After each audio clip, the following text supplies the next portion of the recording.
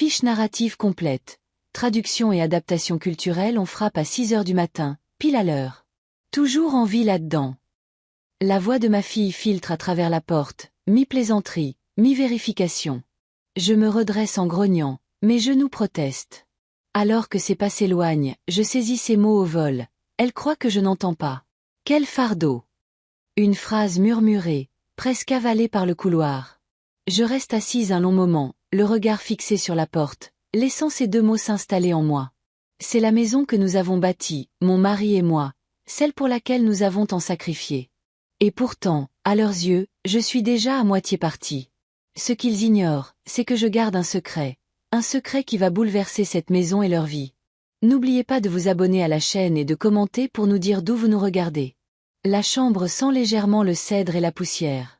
Mes mains reposent sur la couverture que Denis avait achetée des années auparavant, chaque fibre retenant encore la chaleur de sa patience. Il avait cette façon de rendre les plus petites choses permanentes, comme si rien de mal ne pouvait arriver tant que vous aviez quelque chose qu'il avait choisi. Après son décès, il y a 3 hivers, le silence dans cette maison est devenu une chose vivante. Mélanie a emménagé avec Eric et Olivier pour garder un œil sur moi. C'est ce qu'elle a dit. Je l'avais cru à l'époque. Plus maintenant. Quand je me traîne dans le couloir, l'air semble différent, plus raréfié. La voix de Mélanie flotte depuis la cuisine, légère et enjouée, de cette manière artificielle qu'elle utilise quand elle parle à Eric. Elle dort encore, dit-elle, suivie du léger tintement des tasses en céramique. Je connais le rituel maintenant.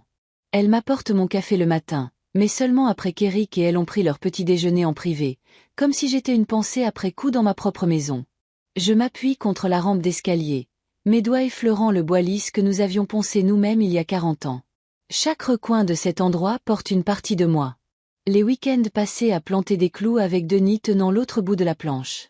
Les nuits tardives à installer l'électricité parce que nous n'avions pas les moyens de payer un électricien. Les étés à suer sous les bardeaux du toit. C'est plus qu'une maison. C'est la preuve que j'ai construit quelque chose de durable. Du moins, c'est ce que je pensais. Mélanie m'aperçoit alors que j'entre dans la cuisine.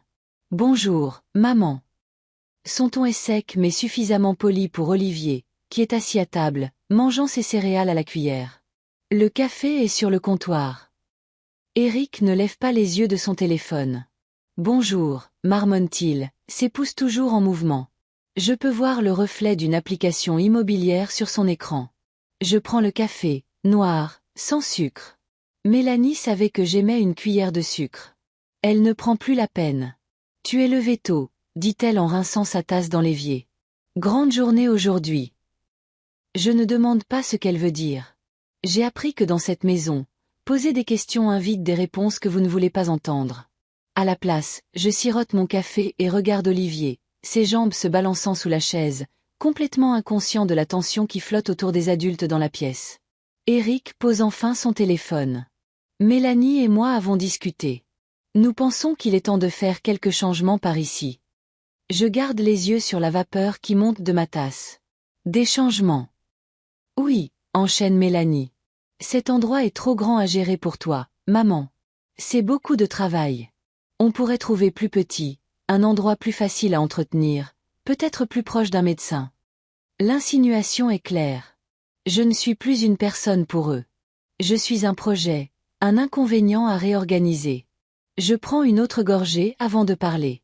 Et qu'adviendra-t-il de la maison? Eric échange un regard avec Mélanie. Nous avons consulté des acheteurs. Le marché est bon en ce moment. Le marché. Comme si cette maison n'était qu'un bien immobilier parmi d'autres, et non la colonne vertébrale de ma vie. Je ne réponds pas. À la place, j'hoche lentement la tête, comme le fait une personne qui veut cacher qu'elle mémorise chaque mot. Cet après-midi-là, je me retire dans mon atelier au garage. La plupart des outils sont maintenant couverts de poussière, mais l'odeur familière d'huile et de copeaux de bois m'enveloppe comme un vieil ami. C'est ici que je garde le coffre-fort. Mélanie et Eric pensent qu'il ne contient que de vieux papiers, des certificats de naissance, l'acte de propriété de la maison et les bijoux de famille. Ils ne connaissent pas le second compartiment, caché derrière un faux fond. Ils n'ont jamais vu le grand livre de comptes ni la petite pochette en velours qui pourrait tout changer. Je passe ma main sur la porte métallique du coffre, sentant le poids des années. Denis et moi avions planifié l'avenir, vraiment planifié. Pas seulement la retraite, Mais les imprévus. On ne sait jamais, Hélène, disait-il. Ce que les gens peuvent devenir quand l'argent est en jeu. Il avait raison. Mon Dieu, il avait tellement raison. De la fenêtre du garage, je vois Mélanie dans le jardin, au téléphone. Sa voix est trop lointaine pour que je distingue les mots, mais je reconnais l'inclinaison de sa tête, le pas qu'elle fait en arpentant le sol quand elle négocie. Elle sourit, mais pas comme elle le fait avec Olivier. C'est un sourire pour quelqu'un qu'elle veut impressionner. J'ouvre le coffre et vérifie que tout est toujours là. C'est le cas, l'enveloppe avec la lettre de l'avocat, les documents signés que Denis et moi avions mis de côté, et les relevés bancaires. Je ne suis pas encore prête à les utiliser, mais bientôt. Le dîner est une affaire silencieuse ce soir-là. Olivier parle d'un projet scolaire, sa voix montant et descendant de cette manière innocente qu'ont les enfants quand ils pensent que tout le monde à table les écoute. Mélanie hoche la tête. Éric mâche. Et je garde les yeux sur mon assiette. Quand Olivier demande si nous pouvons construire un nichoir ensemble ce week-end, Mélanie intervient avant que je puisse répondre. On verra, chérie. Mamie a beaucoup de choses en tête. Je ne discute pas. Au lieu de cela, je croise le regard d'Olivier et je souris. On trouvera le temps, je lui dis. Il sourit à son tour, et pendant un instant, la lourdeur dans ma poitrine s'allège. Après le dîner, je retourne dans ma chambre. On frappera de nouveau demain matin, pile à l'heure. Mais chaque jour maintenant, je sens le temps qui passe. Pas l'horloge sur le mur, mais celle à l'intérieur de moi. Et quand elle sonnera, Mélanie et Éric ne sauront pas ce qui leur arrive. Le lendemain matin, on frappe plus tard que d'habitude, 6h15 au lieu de 6h précises. Ce simple fait m'indique que Mélanie n'est pas de bonne humeur. Effectivement, quand elle pousse la porte sans attendre de réponse, sa voix est plate. « Maman, peux-tu garder Olivier aujourd'hui ? Il ne va pas à l'école. » Quelque chose à propos d'une réunion de professeurs. Elle ne me regarde pas, déjà à mi-chemin dans le couloir vers la cuisine. Pas de « bonjour ». Pas de vérification pour savoir si j'ai déjeuné. J'ai cessé d'attendre les petites politesses. Elles sont comme des pièces de monnaie qu'on laisse tomber dans une jarre. Quand les gens arrêtent de les y mettre, le silence est assourdissant. Olivier entre quelques minutes plus tard, toujours en pyjama, les cheveux en bataille. « Mamie, on peut faire le nichoir aujourd'hui. » Ses yeux s'illuminent comme seuls ceux d'un enfant de 8 ans le peuvent, plein de la certitude que le monde lui dira oui. Je lui dis que nous pouvons commencer après le petit déjeuner. C'est une promesse que j'ai l'intention de tenir. Non pas parce que Mélanie veut que je l'occupe, mais parce que j'ai besoin de m'accrocher à au moins une personne dans cette maison qui me regarde sans calculer ma valeur sur le papier. Dans la cuisine, Éric est debout près du comptoir, se servant un café. Il ne m'en propose pas. Il arbore ce demi-sourire suffisant qu'il a quand il pense avoir une longueur d'avance. « Il y a une visite aujourd'hui, » dit-il nonchalamment, comme s'il parlait de la météo. « Une visite. » Je hausse un sourcil. Oui, un couple cherche une propriété comme celle-ci. Grand jardin, rue calme, emplacement de choix.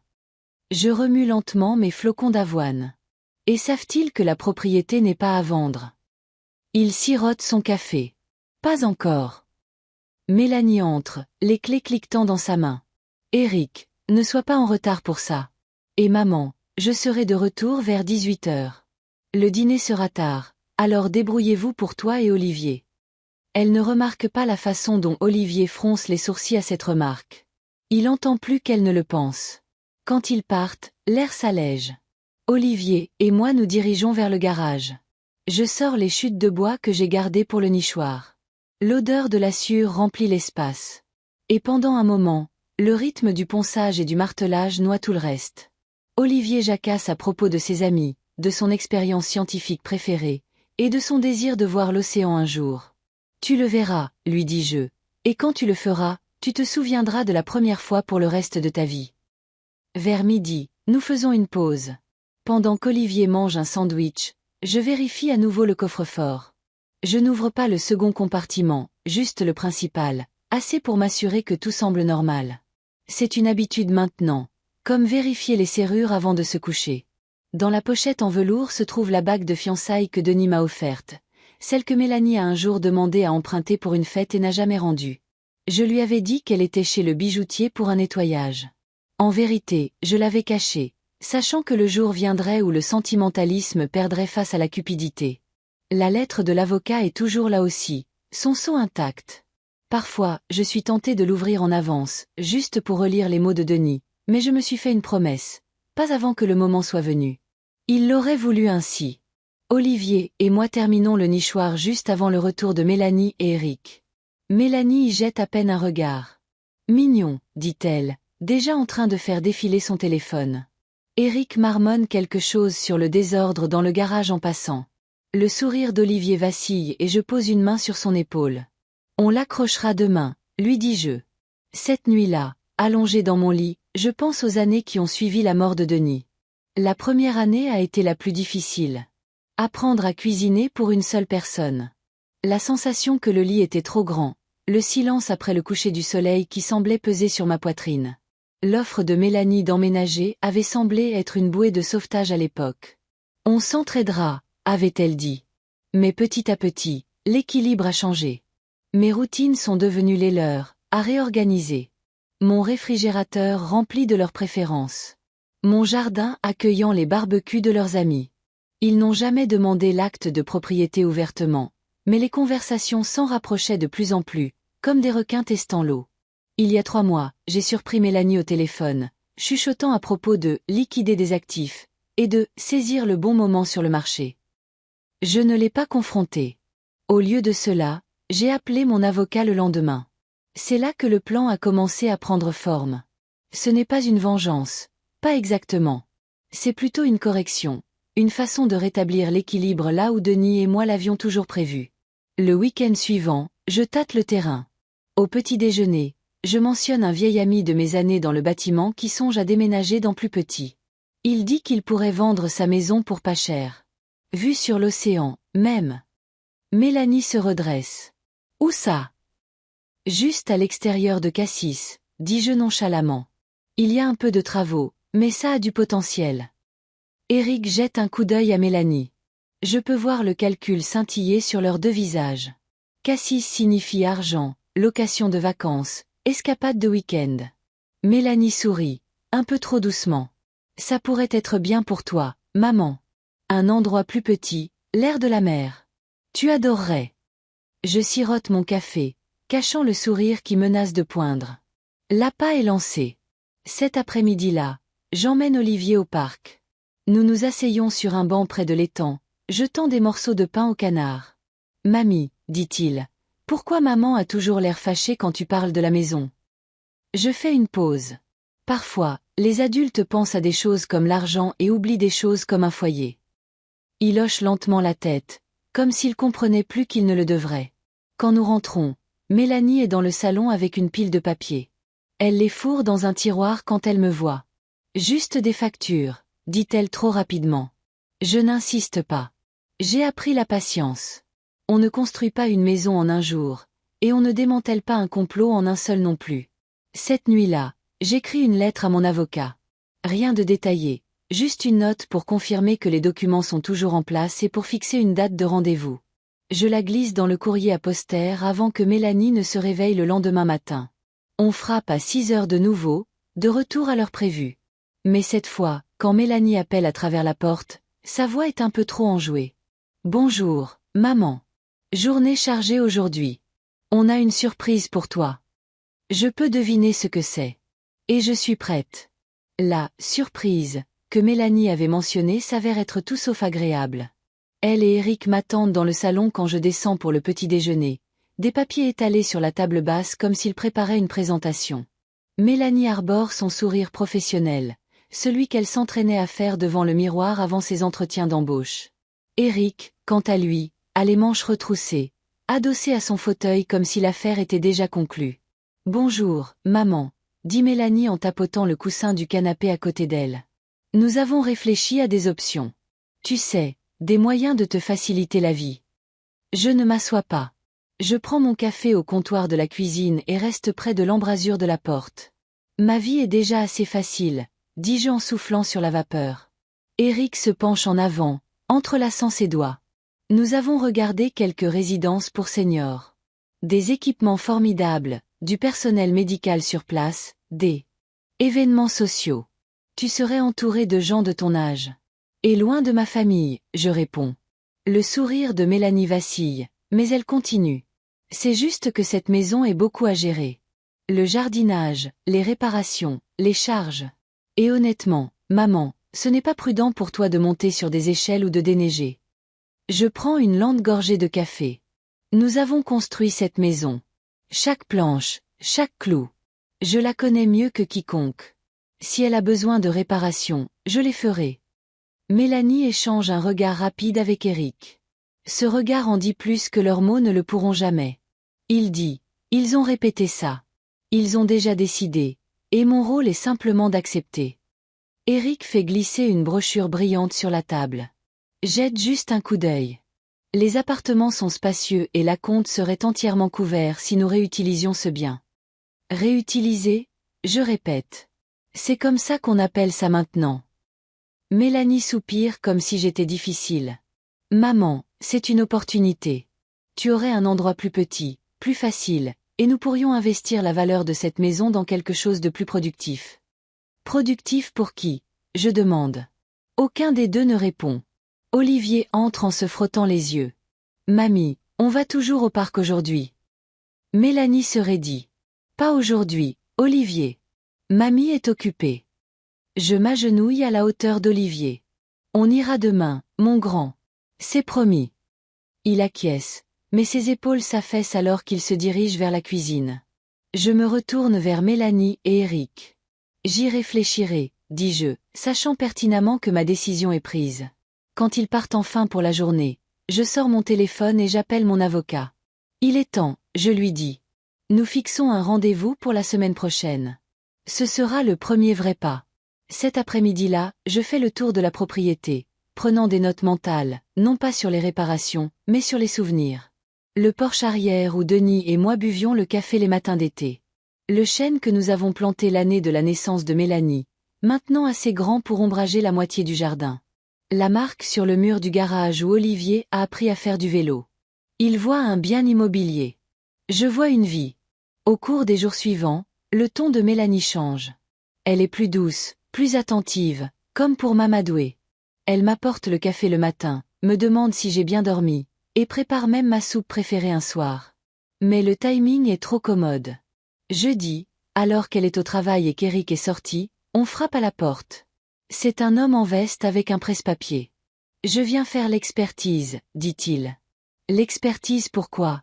Je demande. Il hésite. La vente à venir. Je lui dis qu'il n'y a pas de vente et je ferme la porte. Puis j'appelle Mélanie. Elle décroche à la deuxième sonnerie, sa voix trop désinvolte. Oh, maman, ça doit être une erreur. Je m'en occupe. Elle ne s'excuse pas. Cette nuit-là, j'entends Mélanie et Eric se disputer dans la cuisine après qu'ils me croient couché. Des mots comme échéance et acheteur montent jusqu'à l'étage. La voix d'Eric est tranchante. Celle de Mélanie, défensive. Le lendemain matin, je décide qu'il est temps d'intensifier discrètement les choses. Je passe quelques heures au grenier à trier des boîtes que Denis et moi avions stockées il y a des années. La plupart contiennent des choses ordinaires, décorations de Noël, vieux outils, albums photos. Mais niché dans une boîte se trouve le grand livre de comptes de notre petite entreprise de menuiserie. Page après page de registres méticuleux, y compris des travaux payés en espèces que personne d'autre que moi ne connaissait. Ces travaux ont financé beaucoup de choses. Les frais de scolarité, les vacances, et même les premières mensualités du prêt pour cette maison. Ils ont aussi financé autre chose. Quelque chose que je n'ai jamais dit à Mélanie. Un compte privé à mon nom, dans une banque qu'elle ne connaît même pas. Le solde n'est pas astronomique, mais c'est suffisant. Suffisant pour que je puisse agir sans demander la permission de personne. Cet après-midi-là, je me rends à l'agence en personne. Je rencontre le directeur, un homme que je connais depuis qu'il était simple guichetier. Nous discutons derrière la porte fermée de son bureau. Quand je pars, j'ai pris des dispositions pour que certains documents soient stockés en toute sécurité dans leur coffre, ainsi qu'un petit coffre-fort à mon nom. Quand je rentre, Mélanie est dans l'allée, parlant à une femme que je ne reconnais pas. La femme a un bloc-notes et un mètre ruban. Elles arrêtent toutes les deux de parler quand j'approche. C'est juste une amie, dit Mélanie rapidement. Elle s'intéresse à la décoration d'intérieur. J'acquiesce comme si je la croyais. Le soir, Olivier me trouve dans le garage. Mamie, maman m'a dit qu'on pourrait déménager.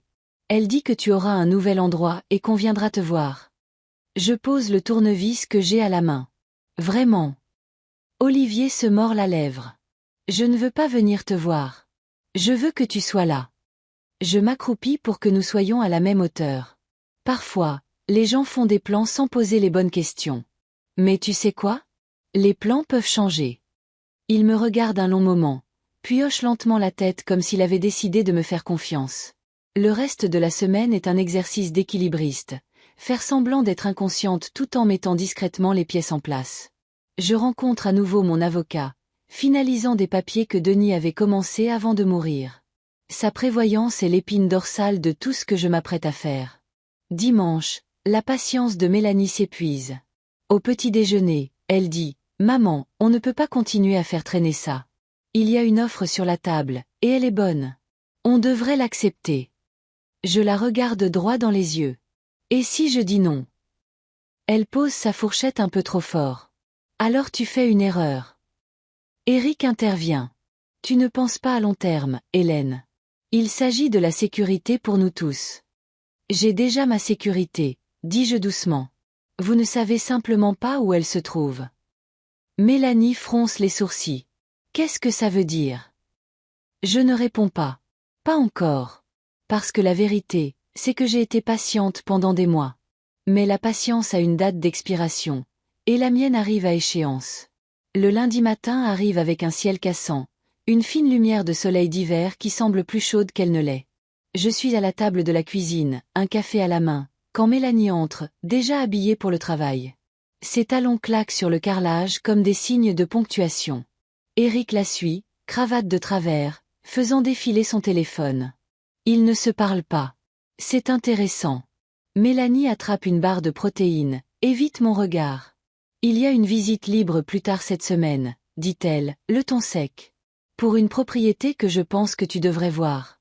Plus petite, plus neuve, de plein pied. Parfaite pour toi. Je prends une lente gorgée. Je passe mon tour. Ses lèvres se serrent. Maman, ce n'est pas une option. On ne peut pas te laisser déambuler dans cette vieille maison pour toujours. Je me penche en arrière, croisant son regard. Tu dis déambuler comme si j'étais un fantôme. Elle tressaille, juste un peu, mais se reprend vite. Tu déformes mes mots. Éric s'éclaircit la gorge, toujours le nez sur son téléphone. C'est une question de pragmatisme, Hélène. Le marché est bon en ce moment. Vendre haut. Acheter quelque chose de gérable. Et où vivriez-vous? Je demande. Mélanie hésite. On trouverait une solution. Je n'insiste pas. J'ai appris que le silence est une forme de pression.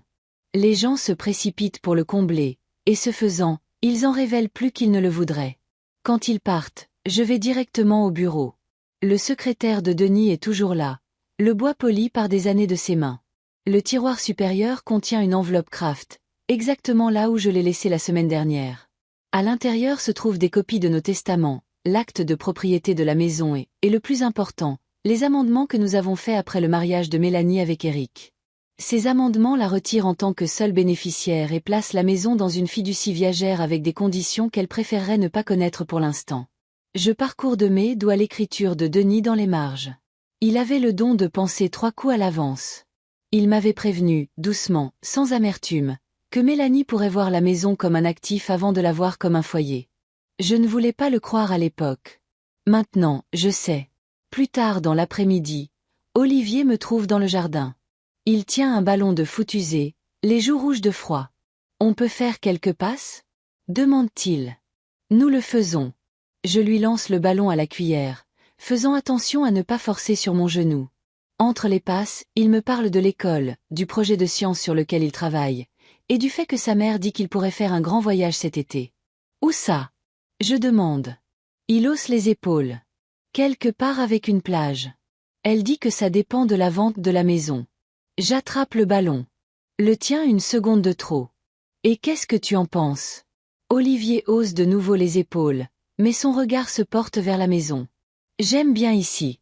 Ma chambre. Elle sent l'été, même en hiver. Cette nuit-là, alors que Mélanie est à l'étage et qu'Éric regarde la télévision dans le salon, je m'assois à la table de la cuisine avec mon grand livre et une petite boîte verrouillée. À l'intérieur de la boîte se trouvent les clés d'origine de la propriété, le genre que la plupart des gens remplaceraient après 30 ans. Mais ces clés ouvrent plus que des portes. Elles ouvrent des souvenirs. Et elles ouvrent le compartiment caché dans le mur de la cave.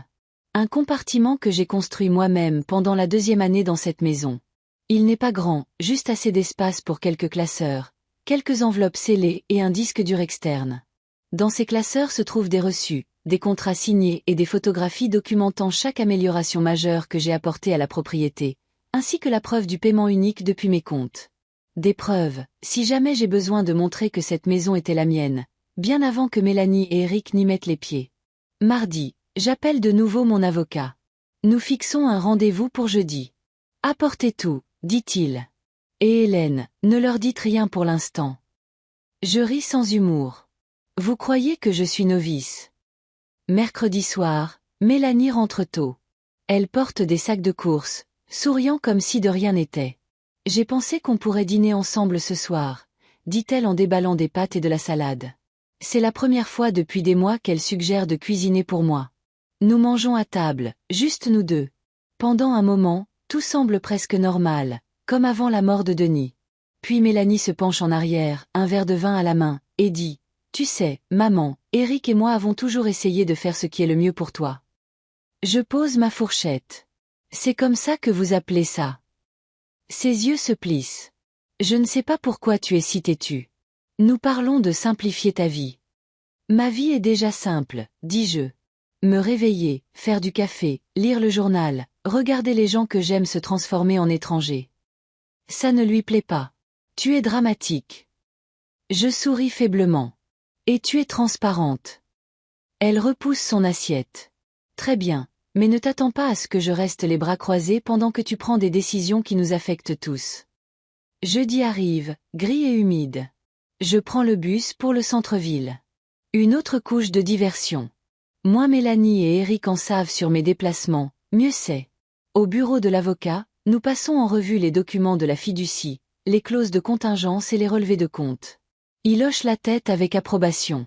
Vous les avez coincés, Hélène, mais n'oubliez pas que l'élément de surprise est votre ami. Laissez-les croire qu'ils gagnent. Je peux faire ça. De retour à la maison, je trouve Mélanie dans l'allée, le téléphone collé à l'oreille. Elle baisse la voix quand elle me voit. D'accord, on avance, dit-elle dans le téléphone, puis elle raccroche.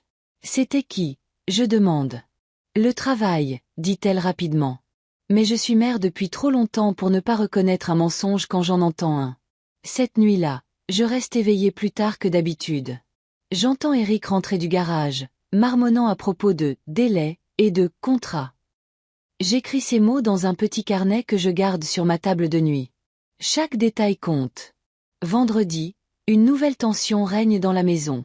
Mélanie est polie mais sèche. Eric m'évite complètement. Olivier le sent aussi. Il passe plus de temps dans sa chambre, écouteurs sur les oreilles. Après le dîner, j'appelle Olivier. Nous nous asseyons dans le garage, l'odeur d'huile de moteur et de cèdre nous entoure. Je lui tends un petit paquet emballé. Ne l'ouvre pas maintenant, je lui dis. Garde-le en lieu sûr. Et ne dis à personne que je te l'ai donné, même pas à ta mère. Il hoche la tête solennellement. Qu'est-ce que c'est? Quelque chose que tu comprendras quand tu seras plus grand. Ce n'est pas grand-chose, juste une clé en laiton sur un cordon de cuir. Mais un jour, elle pourrait ouvrir la bonne porte. Quand je rentre à l'intérieur, Mélanie m'observe depuis le couloir, son expression illisible. Pour la première fois, je me demande si elle commence à soupçonner que je ne suis pas aussi docile qu'elle l'espérait. Tant mieux. Parce que la docilité n'a jamais fait partie du plan. Le samedi matin arrive, froid et vif. Le genre de froid qui vous pénètre jusqu'aux os avant même que vous réalisiez que vous frissonnez. Je suis de nouveau dans le garage, cette fois dans un but différent. Sur une étagère dans le coin, derrière une pile de vieux pots de peinture poussiéreux, je sors une caisse en bois que Denis et moi utilisions pour ranger les décorations de Noël. Mais il n'y a ni guirlande ni boule à l'intérieur maintenant, seulement des chemises cartonnées, chacune étiquetée de mon écriture. J'apporte la caisse dans la cuisine. La maison est silencieuse. Mélanie a emmené Olivier à son entraînement de foot et Eric fait des courses, ce qui signifie généralement qu'il rencontre quelqu'un pour une affaire qu'il ne veut pas expliquer. Je m'assois à la table, j'ouvre la première chemise. À l'intérieur, des photocopies de chèques de la fin des années 90, des reçus pour chaque achat majeur lié à la maison, et surtout, des lettres que Denis et moi avons échangées lorsque nous avons refinancé l'hypothèque pour payer les frais de scolarité de l'école privée d'Olivier. Je caresse de mon pouce son écriture en boucle. Il signait toujours ses lettres par « Je t'aime plus que les jours à venir ». Pendant un instant, je me laisse envahir par son absence. Puis je ferme la chemise. Le sentimentalisme peut attendre. La stratégie, non. Au moment où Mélanie et Olivier reviennent, la caisse a disparu, enfermée dans le compartiment de la cave. Je suis dans mon fauteuil avec le journal, comme si j'y avais passé toute la matinée. Mélanie me jette à peine un regard en posant son sac. « Tu sais, la visite libre dont je t'ai parlé, » dit-elle en se servant un verre d'eau. « C'est demain à midi. Je veux que tu viennes. Pas d'excuses. J'y réfléchirai. » Son regard s'aiguise. « Non, maman. Tu viendras. Éric et moi avons déjà parlé à l'agent. » La façon dont elle dit « l'agent » m'en dit plus qu'elle ne le pense. Pas un agent. Elle, agent. Ce qui signifie que ce n'est pas une simple visite de courtoisie. Cela fait partie d'un plan déjà en marche. Cette nuit-là, j'écris dans mon carnet « Mélanie, visite libre, agent déjà briefé ».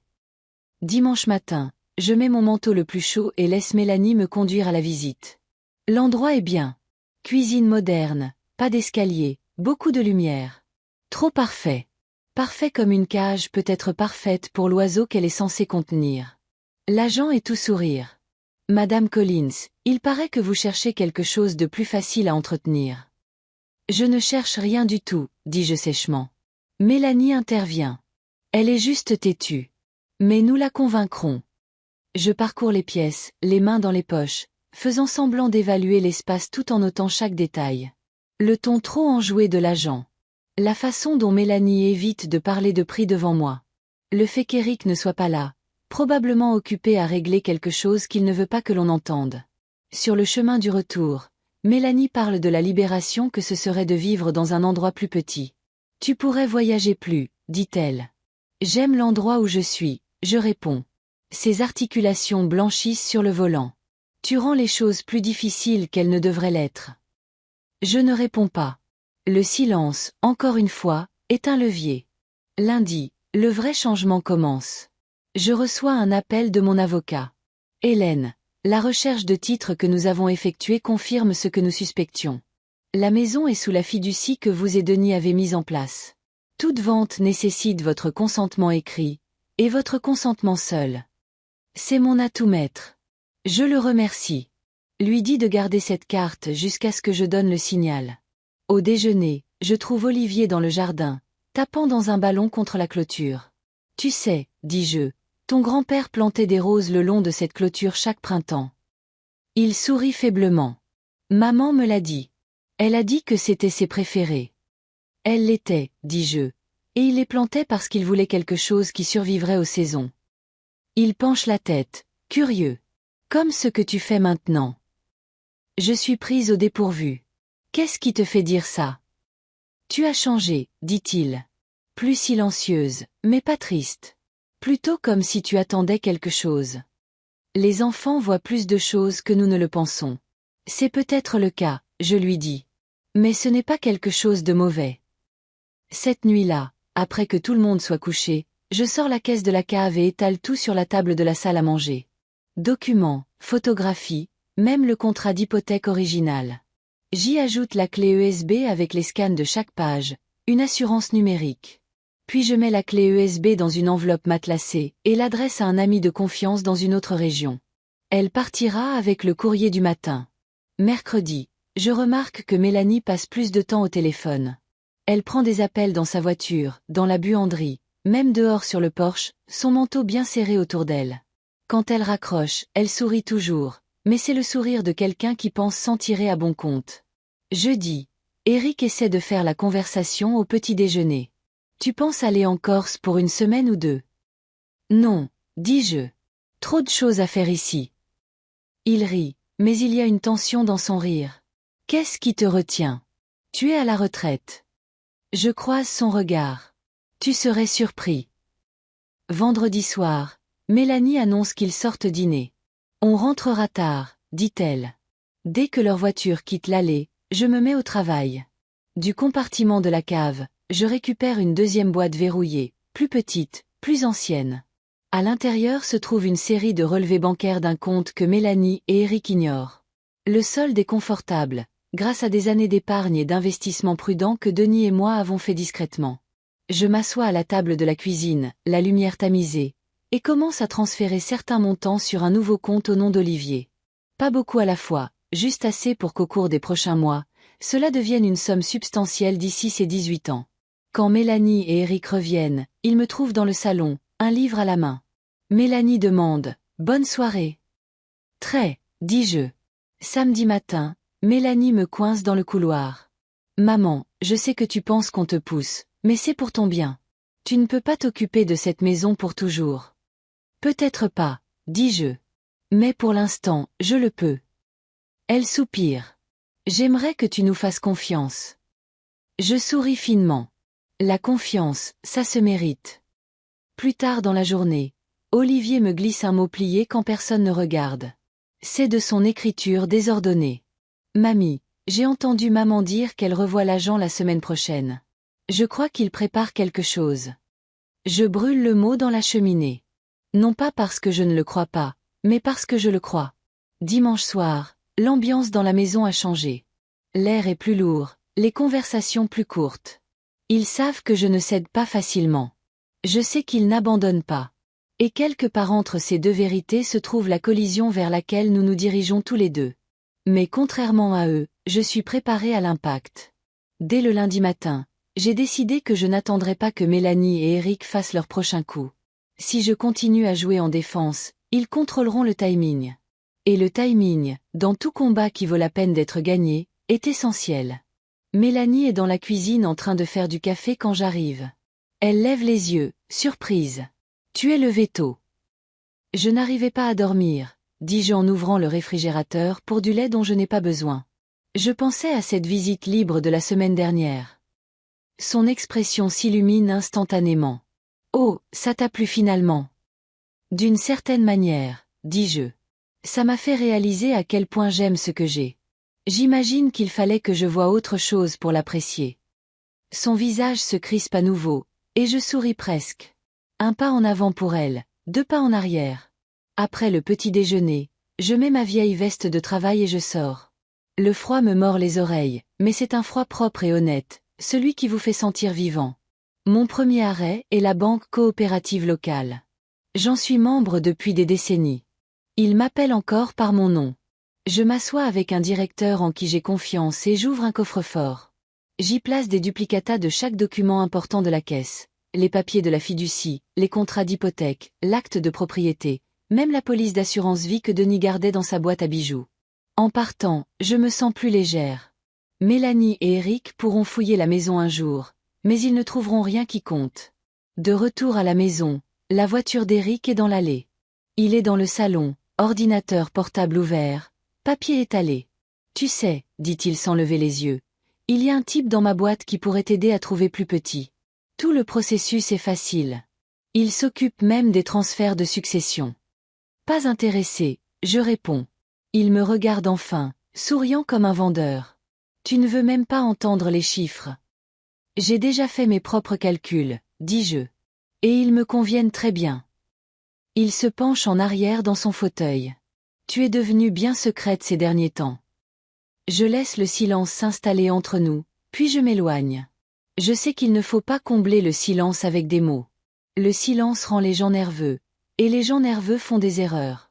Cet après-midi-là, Olivier rentre de l'école et entre dans mon bureau. « Maman a encore parlé à l'agent, » dit-il à voix basse. Je l'ai entendu au téléphone. Elle lui a dit que tu te laissais convaincre et qu'il fallait juste le bon coup de pouce. J'acquiesce lentement. A-t-elle dit quel serait ce coup de pouce? Il secoue la tête. Juste qu'elle et papa ont un plan. Je le remercie, puis je change de sujet. Moins il se sentira comme un espion, plus il sera en sécurité. Cette nuit-là, je parcours le vieux classeur dans la cave. La plupart, c'est de la paperasse, déclaration d'impôts, manuel d'appareils électroménagers. Mais dans le tiroir du bas, je trouve quelque chose d'utile. L'expertise originale de l'époque où Denis et moi avons acheté la maison. Le chiffre est ridiculement bas par rapport au marché actuel. Mais il prouve quelque chose d'important.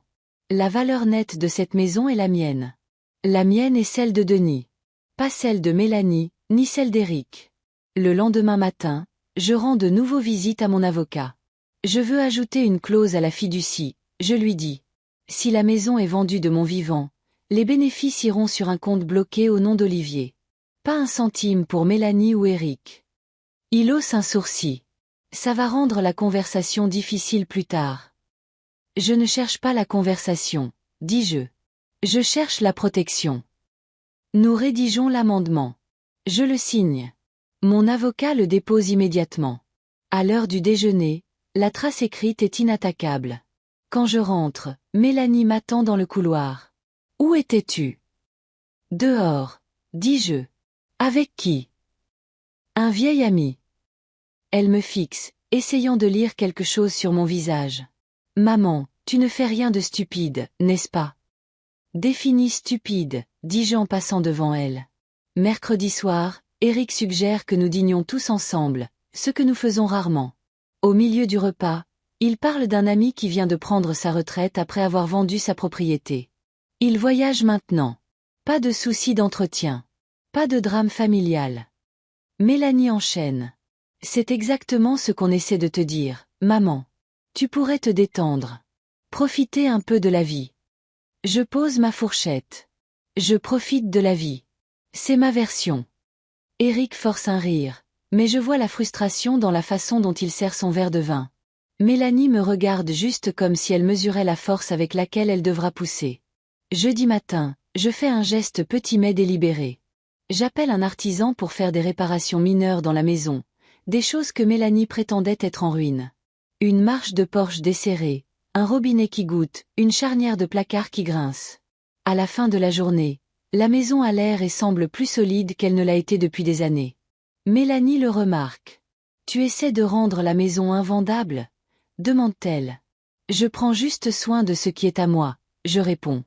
Vendredi, je pose le premier vrai piège. Je laisse une copie du document de fiducie original, pas celui mis à jour, sur mon bureau, visible depuis le couloir. Cette nuit-là, j'entends les pas de Mélanie s'arrêter devant le bureau. Puis le léger bruissement de papier. Je la laisse croire qu'elle a vu quelque chose de précieux. Samedi matin, elle est inhabituellement joyeuse. Maman, j'ai réfléchi. Peut-être qu'on pourrait tous faire un voyage en famille ce printemps. Toi, moi, Éric, Olivier. Quelque part au chaud. C'est un appât. Me faire sortir de la maison.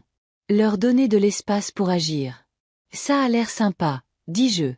Laisse-moi y réfléchir. Cet après-midi-là, Olivier me trouve dans le garage. Maman m'a dit de m'assurer que tu es libre la première semaine d'avril. Elle a dit que c'est important.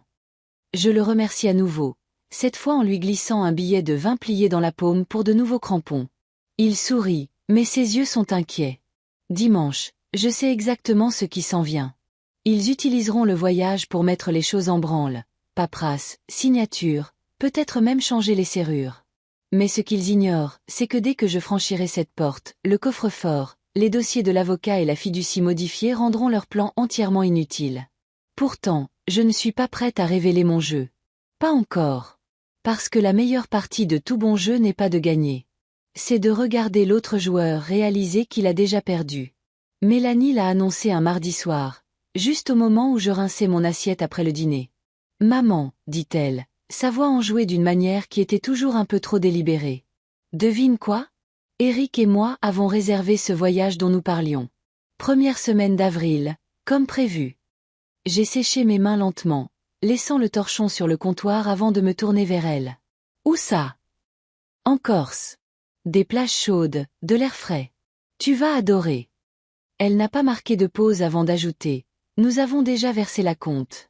Non remboursable. » Éric s'appuyait contre l'embrasure de la porte, les bras croisés, un léger sourire narquois sur le visage. « Ça te fera du bien, Hélène. Tu es enfermée dans cette maison depuis trop longtemps. » Enfermée. Les mots ont atterri dans ma poitrine comme des cailloux dans un étang, les ondulations se propageant vers l'extérieur. Il n'avait pas tort. J'étais restée entre ces murs pendant des mois. Mais le truc, quand on reste au même endroit, c'est que si on le fait bien, on apprend où chaque planche craque, chaque charnière grince, et où chaque secret doit être caché. J'y réfléchirai, dis-je. Le sourire de Mélanie se raidit. Tu n'as pas à réfléchir. Nous avons déjà pris des dispositions avec le voisin pour qu'il passe voir la maison pendant notre absence. C'était l'indice. S'ils étaient absents, pourquoi le voisin aurait-il besoin de passer? J'ai hoché la tête comme si je la croyais. C'est prévenant. La vérité, c'est que je m'attendais à ce coup. Depuis qu'Olivier m'avait dit qu'il cherchait le bon coup de pouce, je savais que cela viendrait déguisé en quelque chose d'agréable, une offre que je ne pourrais raisonnablement pas refuser. Mais les offres raisonnables ne fonctionnent que sur les gens qui ne connaissent pas l'autre côté de l'équation. Les jours précédant le voyage furent une étude de manipulation subtile. Mélanie a commencé à s'agiter à propos de mes vêtements, disant que j'aurais besoin de nouvelles chemises d'été. Eric a mentionné la location d'une voiture en Corse assez grande pour nous tous, comme si ma participation était une conclusion acquise. Un soir, j'ai surpris Mélanie au téléphone dans le couloir, le dos tourné. Oui, la première semaine d'avril, disait-elle. Non, elle ne se doute de rien. Nous aurons les papiers prêts d'ici là. Le lendemain matin, j'ai pris un chemin différent pour aller en ville et je me suis arrêtée sans préavis au bureau de mon avocat. Changement de plan, je lui ai dit. Je dois autoriser un virement de mon compte principal vers un compte séparé, bénéficiaire unique, Olivier. Et je veux que cela se produise pendant que je suis hors du département. Il a ajusté ses lunettes. Vous êtes sûr? J'en suis certaine, dis-je. Considérez ça comme le déplacement d'objets de valeur avant une tempête. Ce week-end-là, Olivier et moi étions dans le garage en train de nettoyer une pile de vieux matériel de pêche quand il a demandé « Mamie, tu as envie d'aller à ce voyage ?» Je l'ai regardé par-dessus mes lunettes. « Qu'est-ce qui te fait demander ça ?» Maman a agi bizarrement. Elle est plus gentille, mais ça semble faux, comme si elle essayait de te garder contente jusqu'à quelque chose. Il a haussé les épaules. « Tu as un bon instinct, dis-je. Ne l'ignore jamais. » Il a hésité, puis s'est penché plus près. J'ai entendu papa lui dire de s'assurer que tu sois bien emballée et prête, comme si c'était important. J'ai souri, non pas à lui, mais à la prévisibilité absolue de tout cela. Ne t'inquiète pas, Olivier. Je serai prête. La semaine avant le départ, Mélanie a posé un itinéraire imprimé sur la table de la cuisine. C'était une couverture parfaite, détails du vol, confirmation de l'hôtel, et même des sorties prévues. Mais il y avait une omission curieuse. Pas de vol de retour pour moi. Ça doit être une faute de frappe, a-t-elle dit quand je l'ai signalé. On va corriger ça. Elle ne l'a pas corrigé. Cette nuit-là, j'ai sorti mon vieux carnet en cuir, celui que Denis m'avait offert pour notre premier Noël ensemble. Sur ces pages, j'ai esquissé mes derniers ajustements. 1. Clé du coffre-fort déplacée dans la poche de ma veste. 2. Demander à mon voisin, Monsieur Laurent, d'ignorer toute demande de Mélanie ou d'Éric pour entrer dans ma propriété. 3. 2 caméras de sécurité réglées pour enregistrer sur un serveur externe, déclenché par le mouvement, visant la porte d'entrée et le garage. Au moment où j'ai rangé le carnet, le plan semblait infaillible. Le jour du départ est arrivé avec le genre de pâle lumière printanière qui promet de la chaleur mais cache un frisson. Mélanie était enjouée, et Éric était inhabituellement silencieux. Olivier s'est attardé dans l'embrasure de la porte alors que nous chargions les sacs dans la voiture. « Au revoir, mamie », a-t-il dit, sa voix portant plus de poids qu'elle n'aurait dû pour 2 simples mots. Je me suis penchée, faisant semblant de vérifier une fermeture éclair. « Garde un œil sur les choses pour moi, tu veux bien ?» Il a hoché la tête, les yeux grands ouverts. Nous sommes arrivés à l'aéroport sans incident. À la porte d'embarquement, Mélanie n'arrêtait pas de jeter des coups d'œil à son téléphone. Éric a disparu 2 fois, revenant avec des explications boiteuses sur la vérification du tableau d'affichage. Quand l'embarquement a été appelé, ils ont insisté pour que je passe devant. Le vol était assez agréable, du moins en surface. Mais sous chaque échange poli, je sentais le courant sous-jacent de leur plan se rapprocher. 2 jours après le début du voyage, j'ai trouvé mon moment. Pendant que Mélanie et Éric se prélassaient au bord de la piscine, je me suis excusée, disant que je voulais faire une promenade. Au lieu de cela, j'ai trouvé un coin tranquille dans le hall de l'hôtel et j'ai passé 2 appels. Le premier à mon avocat. Exécutez le virement maintenant. Le second à Monsieur Laurent. Tout est encore calme. Tout est calme, a-t-il dit. Mais votre gendre est passé hier. Il voulait que je le laisse entrer dans le garage. Il a dit que vous lui aviez demandé de prendre quelque chose. Je lui ai dit non. Brave homme, ai-je répondu. Quand je suis retournée à la piscine, Mélanie était au téléphone, sa voix basse et urgente. Elle a raccroché à la seconde où elle m'a vue. Tout va bien? Ai-je demandé. Bien. A-t-elle dit trop rapidement. Eric évitait mon regard. Le 4e jour, les fissures dans leur sang-froid commençaient à apparaître. Ils étaient agités, distraits. Mélanie disparaissait sans cesse pour passer des appels. Eric buvait plus que d'habitude au dîner. Cette nuit-là, j'ai surpris une partie d'une dispute chuchotée à travers les minces murs de l'hôtel. Tu avais dit que ce serait fait maintenant, sifflait Eric. Eh bien, ce n'est pas ma faute, a rétorqué Mélanie. Elle n'a pas laissé les documents où ils étaient censés être. J'ai souri dans le noir. Il cherchait les anciens papiers de la fiducie, ceux que j'avais laissés comme appât. Mais il ne savait pas qu'ils ne valaient rien. Le dernier matin, Mélanie s'est approchée de moi au petit déjeuner, son expression soigneusement neutre. Maman, Eric et moi devons nous occuper de quelque chose cet après-midi. Ça ne te dérange pas de rester à l'hôtel? Pas du tout, dis-je. Dès qu'ils sont partis, j'ai ouvert mon ordinateur portable et vérifié le flux de sécurité de la maison. À 14h13, la voiture d'Eric est entrée dans mon allée. À 14h15, Mélanie l'a rejoint. Ils ont d'abord essayé la porte d'entrée, puis le garage. Les deux étaient verrouillés. Après une minute de gestes frustrés, Eric a sorti son téléphone, probablement pour appeler le serrurier qu'ils avaient prévu. Mais Monsieur Laurent est apparu sur les images, traversant la cour avec son chien.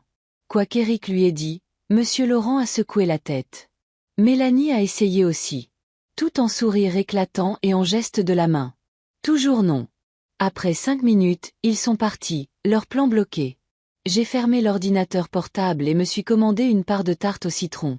Sur le vol de retour, Mélanie était silencieuse. Eric, maussade.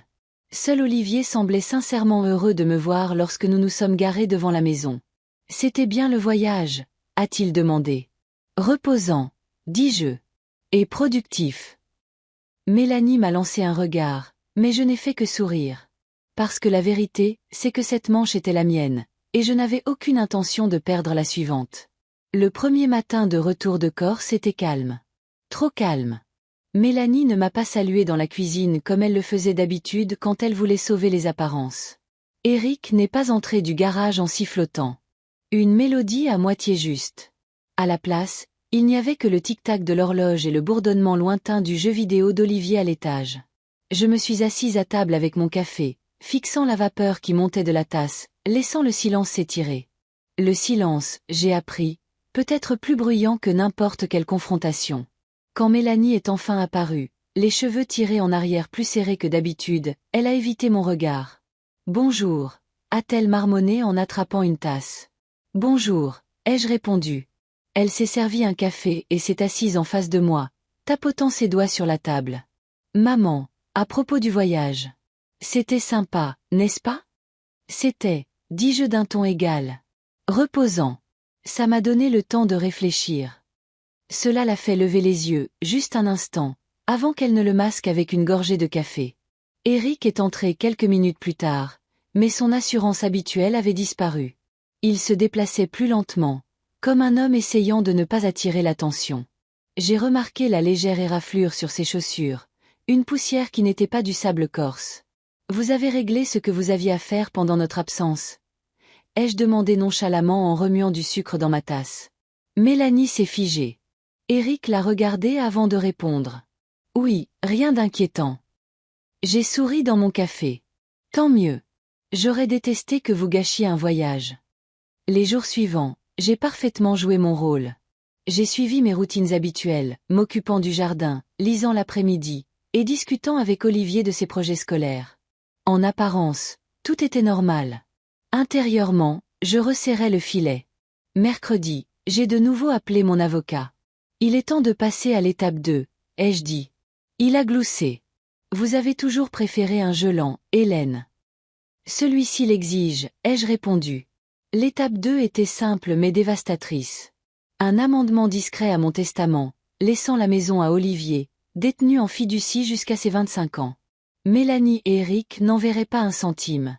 Pas à moins qu'il ne décide d'une manière ou d'une autre de reconstruire le pont qu'il brûlait depuis des années. Vendredi soir, Olivier est entré dans mon bureau en tenant une feuille de papier. « Mamie, c'est à toi ?» Je l'ai trouvé sous le canapé. C'était l'un des faux documents de fiducie que j'avais laissé traîner des semaines auparavant. Les mêmes que Mélanie et Eric avaient si désespérément cherché en Corse. « Merci, mon grand », dis-je en le prenant. Il a probablement glissé de mon dossier. Maman cherchait quelque chose comme ça, a-t-il dit avant de partir. Elle a dit que c'était important. Je suis restée assise un moment après son départ, le papier entre mes mains. Olivier n'essayait pas de semer la zizanie. Il me disait juste ce qu'il avait vu. Mais cela confirmait quelque chose d'important. Mélanie n'avait pas abandonné. Elle cherchait toujours un levier. Ce week-end-là, j'ai décidé de leur donner juste assez de cordes. Au petit déjeuner du samedi, j'ai mentionné en passant que j'irais en ville pour m'occuper de quelques papiers. Les yeux de Mélanie se sont légèrement plissés. Eric a continué à manger son pain grillé, mais sa mâchoire travaillait un peu plus fort. Quand je suis rentrée cet après-midi-là, j'ai laissé une petite enveloppe Kraft sur mon bureau, bien en vue. À l'intérieur, il n'y avait que du papier vierge, mais j'avais écrit « Transfert de propriété, finale » à l'extérieur en grosses lettres. Le soir, elle avait disparu. Mélanie m'a évité le reste de la soirée. Eric faisait semblant de regarder la télévision, mais je pouvais le voir jeter des coups d'œil vers le couloir où elle arpentait le sol au téléphone. Dimanche, les vraies fissures ont commencé à apparaître. J'étais dans le jardin en train de tailler les rosiers quand j'ai entendu des voix s'élever de la cuisine. « Tu ne peux pas juste le brandir devant elle comme ça », sifflait Eric. « Eh bien, que veux-tu que je fasse ? Elle ne nous donnera rien, » a rétorqué Mélanie. « Alors on la force, » a dit Eric. Je me suis approchée de la fenêtre ouverte, l'épine d'une rose pressant légèrement mon pouce. « Pas encore, » a répondu Mélanie, plus doucement maintenant. Nous devons savoir exactement ce qu'elle a fait. Si elle a changé les documents, on est foutu. Ils étaient déjà foutus. Ils ne savaient simplement pas à quel point. Cette nuit-là, Olivier a frappé à ma porte. « Mamie, maman et papa sont différents ces derniers temps. Ils se disputent beaucoup. » « Parfois, dis-je prudemment, les gens se disputent quand ils pensent que quelque chose d'important leur échappe. Est-ce qu'ils perdent quelque chose ? Je l'ai regardé un long moment. « Pas toi, » dis-je finalement. « Jamais toi. » Lundi, j'ai agi. J'ai invité Mélanie et Eric à s'asseoir après le dîner. J'ai réfléchi, ai-je commencé, joignant mes mains sur la table. À l'avenir, à cette maison. Les yeux de Mélanie ont vacillé, pleins d'espoir. Je sais que vous vous inquiétez de ce qu'il adviendra quand je ne serai plus là, ai-je continué. Eric s'est penché en avant. Ben, oui.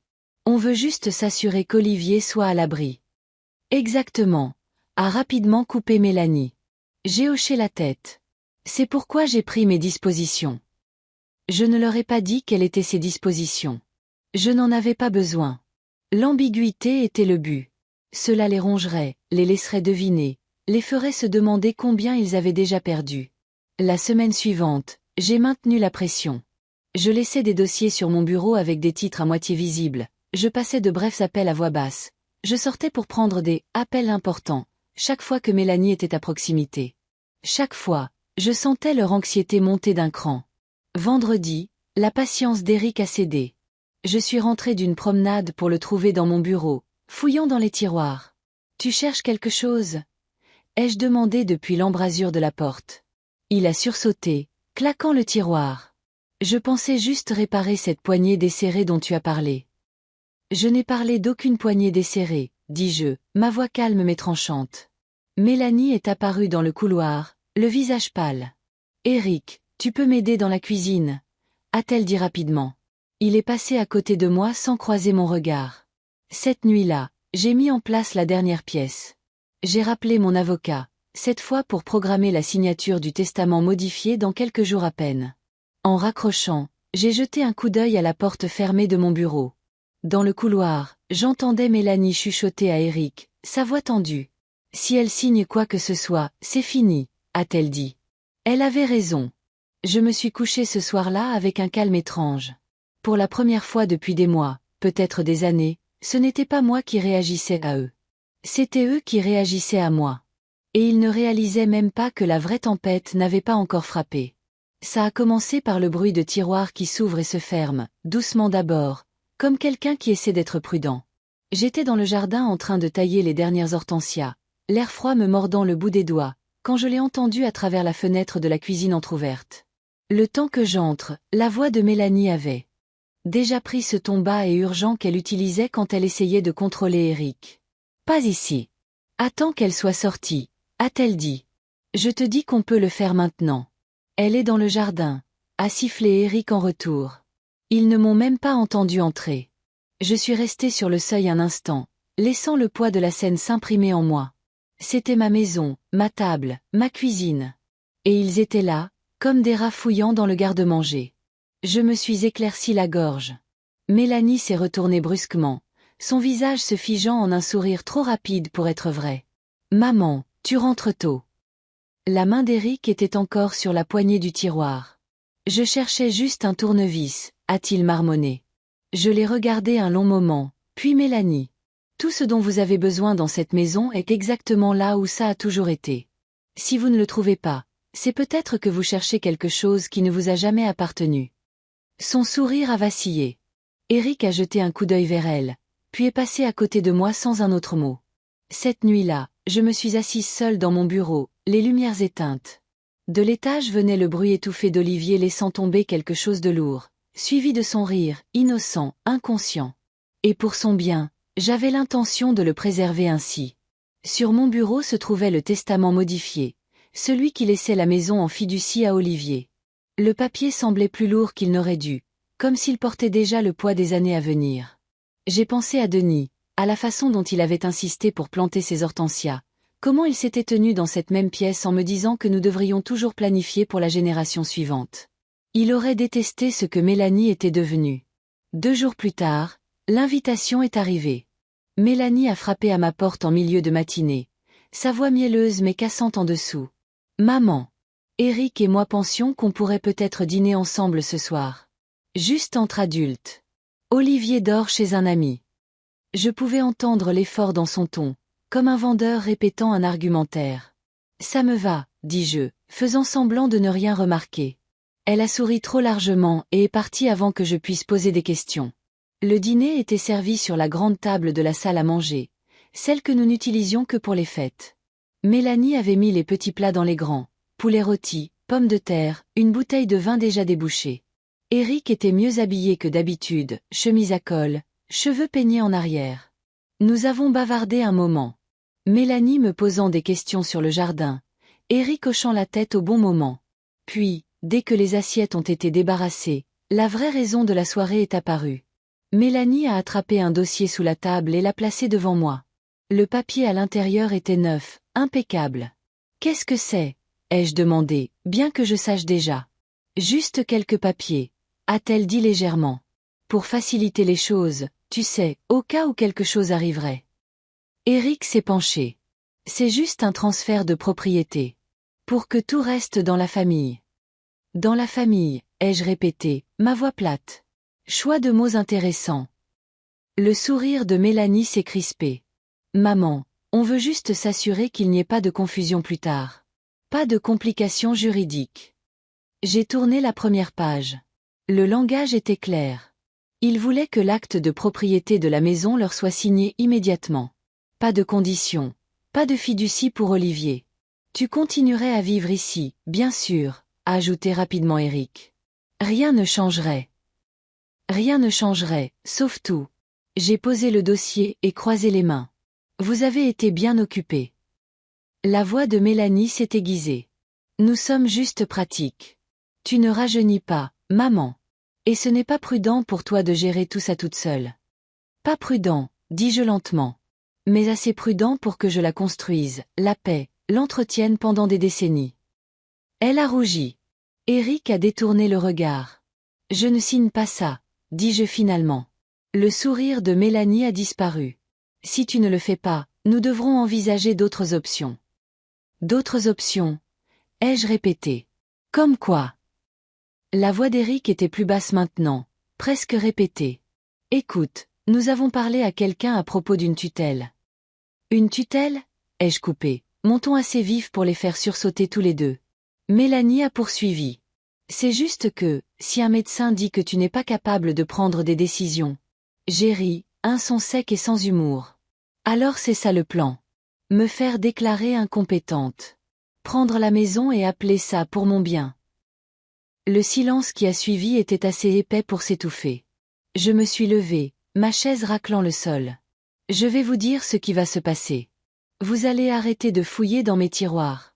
Vous allez arrêter de comploter dans mon dos. Et vous allez vous rappeler que cette maison, cette vie, a été construite sans qu'aucun de vous ne lève le petit doigt. La voix de Mélanie tremblait.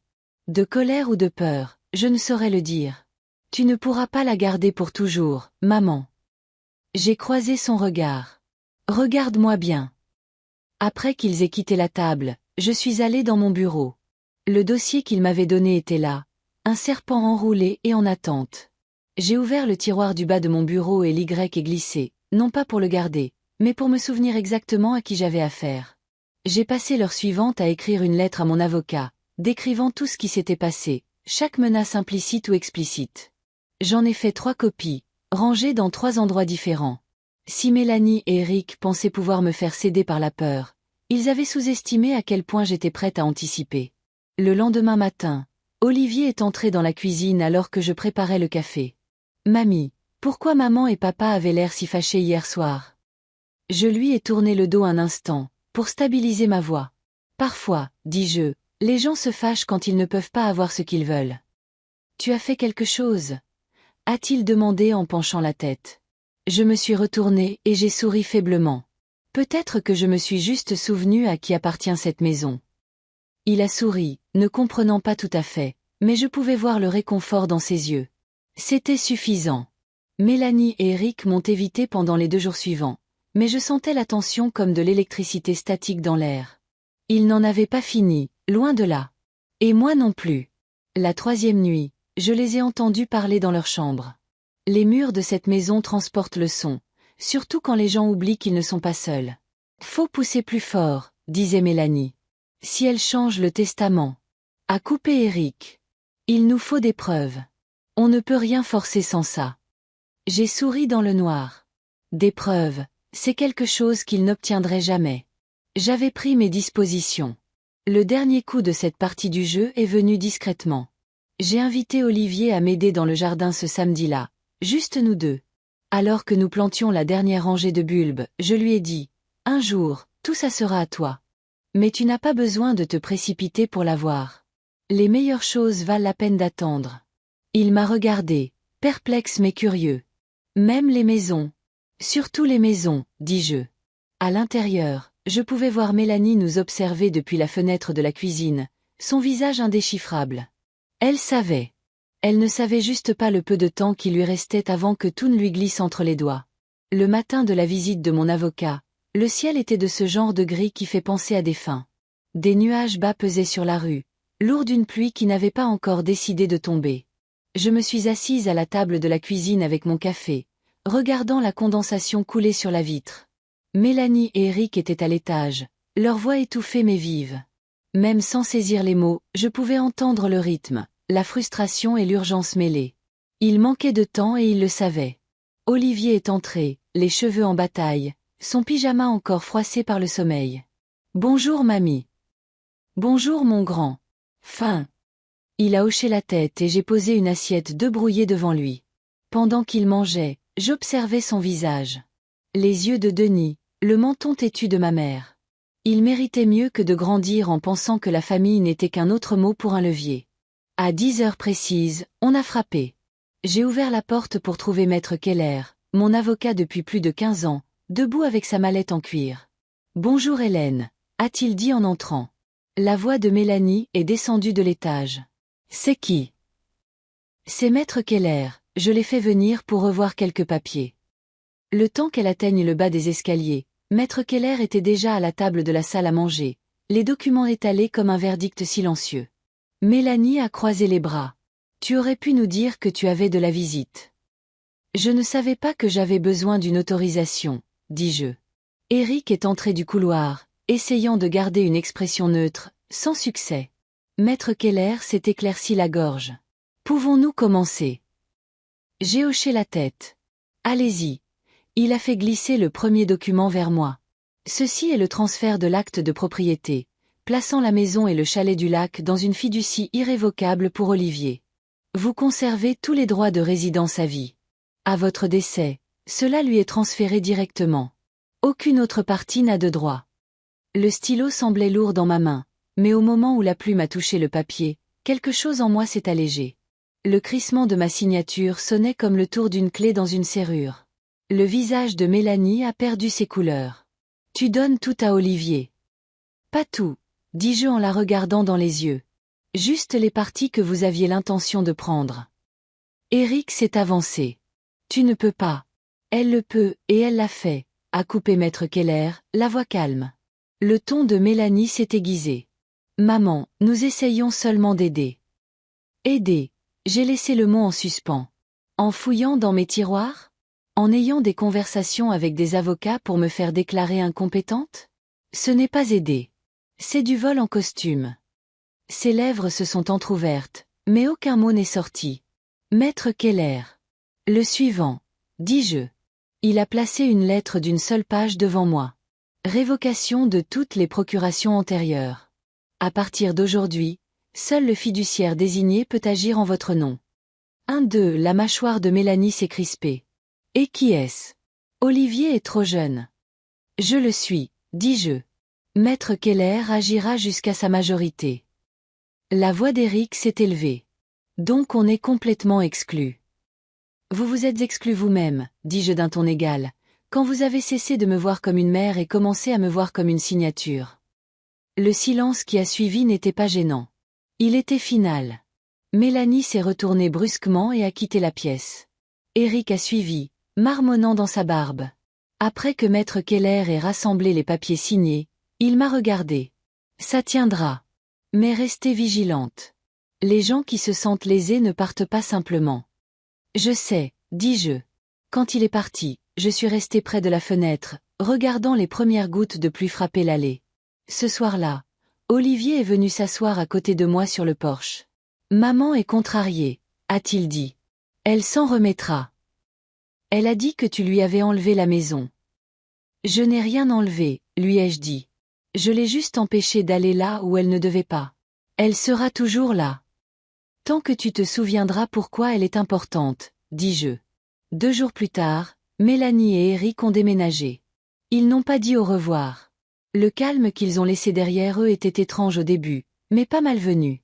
J'ai laissé les portes ouvertes, laissé l'odeur de la pluie envahir des pièces qui semblaient fermées depuis trop longtemps. J'ai réparé la marche du porche qui grinçait, réparé le volet desserré que Denis me reprochait autrefois. Lentement, la maison a recommencé à me sembler mienne, pas seulement sur le papier. Les semaines ont passé. Olivier venait toujours souvent. Parfois, il m'aidait dans le jardin.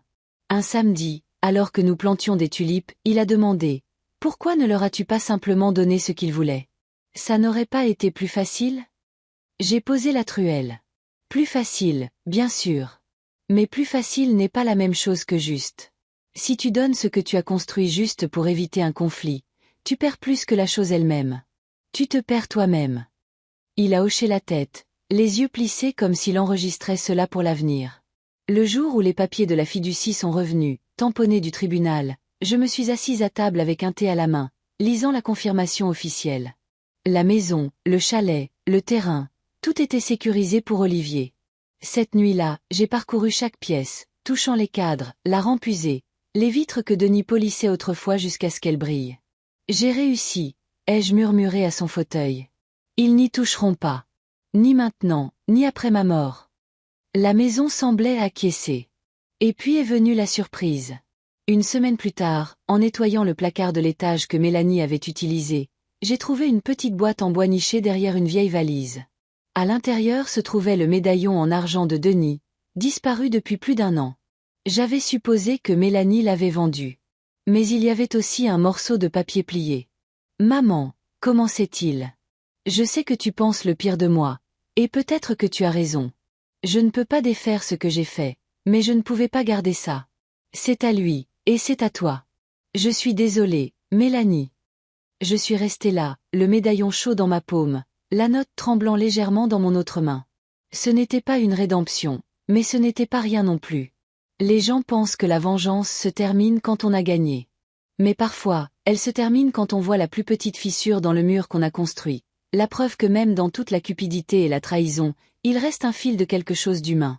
Et je ne savais pas si cela rendait les choses plus difficiles ou plus faciles.